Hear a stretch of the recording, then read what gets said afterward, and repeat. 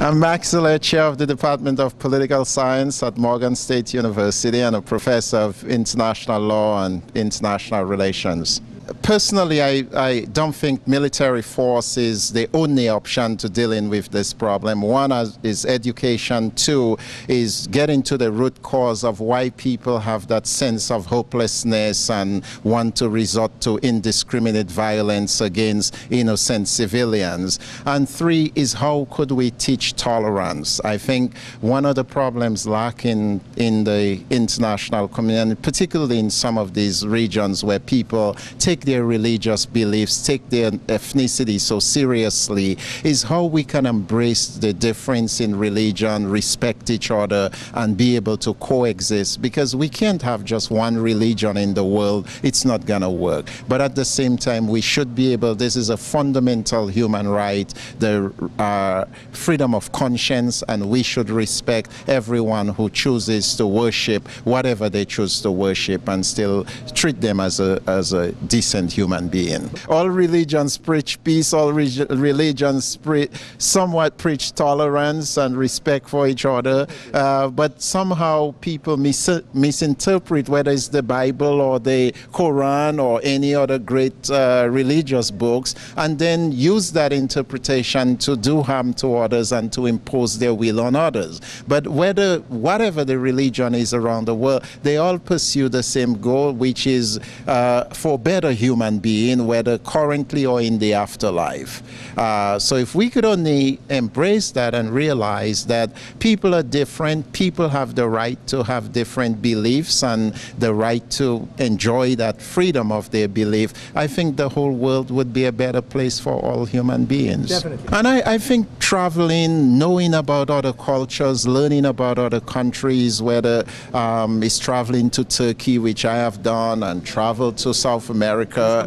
I want to. You have one of the most beautiful countries. The culture, the history of your country is really, really great, and I definitely plan to come back. A ride on the bus for us is the most amazing thing anyone can do in Turkey. So I will be back and shopping at the bazaar. But I love your country very much, and I just got to see a small bit of it, so I need to come back and travel to the other parts of the country. I mean, we saw the same in Central America, military advisors to El Salvador and supporting the Contras.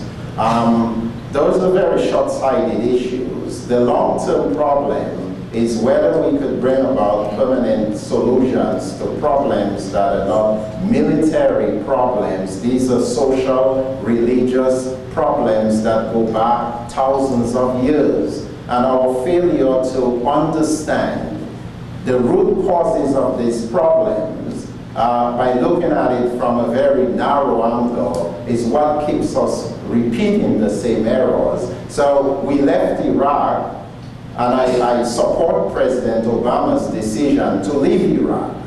But going back, sending 300 advisors may very well end up being a mission creep, because if Iraq and the entire country is a theater of war, what are the rules of engagement for the 300 advisors? Of course, in any agreement the United States government signs with a foreign country to deploy troops, and even the United Nations, the right to defend yourself against attack is written in that document.